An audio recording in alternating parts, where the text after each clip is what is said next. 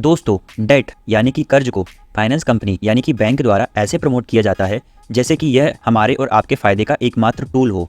उनका कहना होता है कि हम लोन लेंगे तभी एक स्मार्ट कंज्यूमर कहलाएंगे और अपने सपने को पूरा कर पाएंगे। जैसे कि कुछ एड कैंपेन के बारे में बताऊं तो कुछ एड कैंपेन में कुछ इस तरीके से बोला जाता है, खुशियों का credit card, SBH bank, state bank of happiness. हमारे और आपके जैसे कस्टमर इस तरीके के विज्ञापन से प्रभावित होकर इस तरीके की कार्ड ले लेता है। आपने कई बार यह भी नोटिस किया होगा कि बैंक आपको फ्री क्रेडिट कार्ड के लालच देती है और कहती है कि हम आपसे कोई चार्ज नहीं लेंगे, और साथ ही अगर आप हमारे क्रेडिट कार्ड को यूज़ करते हैं तो आपको रिवॉर्ड पॉइंट एंड कैशबैक भी मिलेगा। और इसी लालच में हमारे और आप जैसे लोग वो क्रेडिट कार्ड बनवा लेते हैं।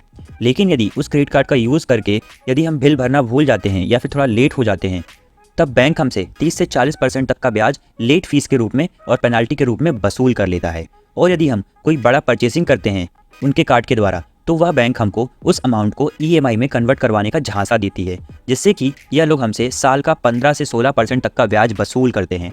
अभी खरीदो और बाद में पे करो का जो कंज्यूमर बिहेवियर बनाया जा रहा है, यह हमें बस डेट ट्रैप में फंसाने का एक तरीका है। आप ऑनलाइन शॉपिंग करते हो तो उन ऑनलाइन शॉपिंग प्लेटफॉर्म द्वारा भी आपको यह ऑफर दिया जाता है कि आप अभी शॉपिंग कर लो और बाद में पे कर देना, जिससे कि वे लोग बाद में आपसे इंटरेस्ट वसूल सकें। सीधी भाषा में कहा जाए तो फाइनेंस कंपनियां और बैंक यह नहीं चाहती कि हम कर्ज मुक्त रहें, वह कोई ना कोई लालच देकर हमें हमेशा कर्जे में रखना चाहती हैं। दोस्तों, आप लोग काफ़ी समय से सुनते आ रहे होंगे कि आप लोगों को अपना सिविल स्कोर अच्छा रखना चाहिए, लेकिन क्यों अच्छा रखना चाहिए ये कोई नहीं बताता। क्योंकि सिविल अच्छा रखने या लोन लेने से आपका तो कोई फ़ायदा नहीं है, लेकिन बैंक और फाइनेंस कंपनियों का इसी से घर चलता है। दोस्तों, जब बहुत ही ज़्यादा ज़रूरी हो तब लोन या कर्ज लेना जायज़ है, लेकिन आज के समय का इंसान, उसकी जेब में अगर 100 रुपये हो और उसे 1000 रुपये की चीज़ मिल रही हो तो वो सोचता है कि मैं ले लेता हूँ, बाद में पे कर दूंगा। लेकिन हम इन कंपनी की छुपी हुई मंशा को नहीं समझ पाते हैं। अक्सर ये कंपनियाँ हमें यह ऑफर देती हैं कि हमारा क्रेडिट कार्ड यूज़ करो और कैशबैक पाओ। तो दोस्तों, इन कंपनियों का दिमाग तो खराब है नहीं कि वे बेवजह में अपना नुकसान करवाएंगी। उन्हें पता होता है कि अगर आपको एक बार इसकी आदत लग गई तो आप महंगी से महंगी चीज़ें EMI पर खरीदना स्टार्ट कर दोगे और इन्हें मौका मिल जाएगा आपसे एक मोटा इंटरेस्ट चार्ज करने का। लेकिन दोस्तों, डेट के बिना भी एक अच्छी ज़िंदगी जी जा सकती है। एक बार अगर आप डेट ट्रैप में फंस गए तो आपकी पूरी ज़िंदगी कर्जा चुकाने में ही चली जाएगी। और भगवान ना करे कि अगर किसी परेशानी के कारण आपने अपनी EMI डिले कर दी तो ये फाइनेंस कंपनियां आपका जीना हराम कर देंगी। फिर आपको समझ में आएगा कि जो लोग मीठी मीठी बातें करके आपसे अच्छे दोस्त बन रहे थे, वही आपकी जड़ों में बैठकर आपकी जड़ों को खोखला कर रहे हैं। देखो दोस्तों, डेट दो तरीके का होता है, गुड डेट और बैड डेट। इस पर मैंने एक वीडियो बनाया है, आप उसे देख सकते हैं। लेकिन दोस्तों, स्ट्रेस फ्री लाइफ जीने के लिए डेट ना ही लो तो ज़्यादा अच्छा होता है। लेकिन अब जिन लोगों ने डेट ले रखा है, अब वो लोग क्या करें? सबसे पहले आप एक आईने के सामने खड़े हो जाओ और इस बात को स्वीकार कर लो कि आप मोटे हो चुके हो, शरीर से नहीं बल्कि कर्ज से। फिजिकल मोटापा तो सबको दिख जाता है, लेकिन फाइनेंशियल मोटापा तब तक नहीं दिखता जब तक कि सिचुएशन हाथ से बाहर न चली जाए। डेव रैमसी, जो कि एक ऑथर हैं और उन्होंने एक बुक लिखी है जिसका नाम है the total money makeover. Dave कहते हैं कि हम अपनी परेशानियों की वजह खुद होते हैं। डेव कहते हैं कि अमीर बनने में यह प्रॉब्लम नहीं है कि अमीर कैसे बने। हम में से ज़्यादातर लोग यह जानते हैं कि अमीर कैसे बना जाता है, लेकिन बहुत कम ही लोग उस प्रोसेस को डिसिप्लिन के साथ फॉलो कर पाते हैं। क्योंकि दोस्तों, वह प्रोसेस आसान तो नहीं है, क्योंकि अगर इतनी आसान होती तो दुनिया में आज सभी लोग अमीर बन जाते।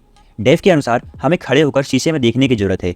शीशे में जो आपको आदमी दिखेगा वही आपकी प्रॉब्लम हो। अगर आप इस आदमी को मैनेज कर पाओगे तो आपकी सफलता तय है। दोस्तों, मैंने देखा है कि लोग अपने फाइनेंस को मैनेज करने की दौड़ में लगे हुए हैं, लेकिन खुद को कोई भी मैनेज नहीं करना चाहता। इसलिए यदि आप डेट ट्रैप में फंस चुके हो तो सबसे पहले खुद से शुरुआत करो। खुद की परचेसिंग हैबिट को सुधारो, ज़्यादा से ज़्यादा सेविंग की आदत डालो, उसको इन्वेस्ट करो और इसके अलावा एक एक्स्ट्रा इनकम सोर्स बनाने की कोशिश करो। दोस्तों, आपको किसी रॉकेट साइंस की ज़रूरत नहीं है फाइनेंशियली फ्री होने के लिए। सिंपली आपको डिसिप्लिन होकर प्रोसेस को फॉलो करना है। बस आपको फाइनेंस से रिलेटेड कुछ पॉइंट्स फॉलो करना है जो कि मैं इस वीडियो में बताने वाला हूँ। दोस्तों, इस वीडियो में बताई जाने वाली सभी बातों के लिए मैंने डेव रैमसी की book the total money makeover का सहारा लिया है, जो कि फाइनेंशियल वर्ल्ड की सबसे बेहतरीन किताबों में से एक मानी जाती है। वीडियो में आगे मैं डेट के बारे में कुछ गलतफहमी के बारे में बात करने वाला हूँ और रियलिटी क्या है वही बताने वाला हूँ। अगर आप इन मिथ्स के बारे में आज जान लेते हैं तो आप अपने आने वाले जीवन में कभी डेट ट्रैप में नहीं फंसेंगे। मिथ नंबर 1 है, लोन एक ऐसा टूल है जिससे कि हम जीवन भर खुशियां पा सकते हैं, लेकिन रियलिटी अलग है। लोन एक ऐसा टूल है जो आपकी लाइफ गारंटी के साथ बर्बाद कर सकता है। ये कोई खुशियां नहीं लाता, बल्कि उसका उल्टा हमारे दिमाग को और स्ट्रेस देता है। और इनफैक्ट अमीर लोग भी उतना लोन नहीं लेते जितना कि हम सोचते हैं। पैसे उधार लेने से आपको टेम्परेरी खुशी तो मिलती है, लेकिन आगे चलकर यह आपको बर्बाद कर देगा। मिथ नंबर 2 है, अपने दोस्तों या रिश्तेदारों को लोन या उधार देने से उनकी मदद होती है। लेकिन रियलिटी बिल्कुल अलग है। लोन देने से रिश्ते बर्बाद होते हैं। मैंने अपने सबसे अच्छे दोस्त को कुछ पैसे उधार दिए, लेकिन उन्हीं पैसों के कारण आगे चलकर हमारी दोस्ती में दरार आ गई। डेव रैमसी बताते हैं कि उनके एक दोस्त जॉन ने अपनी एक दोस्त को $50 उधार दिए थे, जिसका असर उनके रिश्ते पर पड़ने लग गया। जॉन की दोस्त जॉन को अवॉइड करने लग गई और जब भी वे लोग मिलते तो उन्हें बहुत ही अजीब महसूस होने लग गया। डेव ने जॉन से पूछा, क्या तुम्हारे रिश्ते की कीमत सिर्फ $50 है? जिसके जवाब में जॉन ने कहा, नहीं, बिल्कुल नहीं, उससे बहुत ही ज़्यादा। डेव ने जॉन से कहा कि तुम अभी अपने दोस्त को कॉल करो और कहो कि मैंने तुम्हारा सारा कर्जा माफ़ कर दिया है। ऐसा करने से उन दोनों का रिश्ता पहले से भी ज़्यादा गहरा हो गया। मिथ नंबर 3, कम इंटरेस्ट पर कार लोन लेना एक अच्छी डील है। लेकिन रियलिटी यह है कि हर न्यू कार अपनी वैल्यू का 60% अपने स्टार्टिंग के 4 से 5 साल में ही गवा देती है। क्या आपको यह अभी भी अच्छी डील लगती है? एक ब्रांड न्यू गाड़ी भी खरीदना समझदारी नहीं है। ज़्यादातर पैसे वाले लोग वह कार खरीदना पसंद करते हैं जो कि 2 या 3 साल पुरानी हो। इससे उनको एक अच्छी कार भी मिल जाती है और वो जल्दी अपनी वैल्यू लूज़ भी नहीं करती है। पैसे वाले लोग यह जानते हैं कि 20 लाख की वह कार जिसकी कीमत 4 साल बाद सिर्फ 8 लाख होगी, वह एक अच्छी डील नहीं है। मिथ नंबर 4, जब भी आपको कोई कार रेंट पर लेना हो या फिर होटल में चेक इन करना हो या फिर शॉपिंग करना हो तो आपको क्रेडिट कार्ड की जरूरत पड़ेगी। लेकिन रियलिटी में ऐसा सोचना बिल्कुल गलत है, क्योंकि ये सब आप एक डेबिट कार्ड से भी कर सकते हैं। चीज़ों को उन पैसों से खरीदना जो कि आपके पास सच में है, यह मनी मेकओवर का सबसे बेस्ट पार्ट है। आपको चीज़ों को उन पैसों से खरीदना बंद कर देना चाहिए जो कि असल में आपके पास है ही नहीं। टेक्निकल तौर पर देखा जाए तो वो चीज़ें तब तक आपकी नहीं होंगी जब तक कि आप उनके पूरे पैसे ना भर दें। जब तक आप ईएमआई भर रहे हैं तब तक आप वह इस्तेमाल कर सकते हैं। यदि आपने एक भी ईएमआई नहीं भरी तो आपसे वह चीज़ छीन ली जाएगी। जैसे कि आप लोन पर कार लेते हैं और यदि ईएमआई भरना बंद कर देते हैं तो बैंक वाले आपकी वह कार जब्त कर लेते हैं और उसे नीलाम करके अपना पैसा ब्याज के साथ वसूल करते हैं।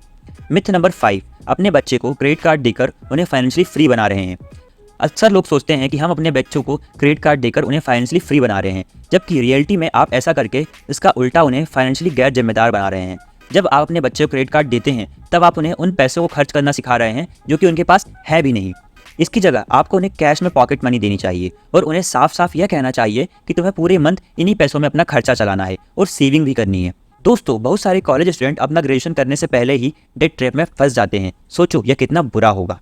दोस्तों, ये थे द मनी मेकओवर बुक की समरी का पार्ट 1। इस बुक में डेट एंड फाइनेंशियली फ्रीडम के बारे में बताया गया है, इसलिए मैंने इसे 2 पार्ट में डिवाइड किया है। पहला पार्ट डेट से संबंधित है, जैसे कि हमने इस वीडियो में जाना। यदि आपको यह वीडियो पसंद आया हो और अगर आप दूसरा पार्ट जो कि फाइनेंशियल फ्रीडम से संबंधित है उसे भी जानना चाहते हो तो कमेंट सेक्शन में जरूर लिखिएगा और वीडियो को लाइक करना मत भूलिएगा। आज की वीडियो में इतना ही। मिलते हैं अगली नई नॉलेजफुल वीडियो के साथ। तब तक बने रहिए हमारे channel money and finance mindset के साथ।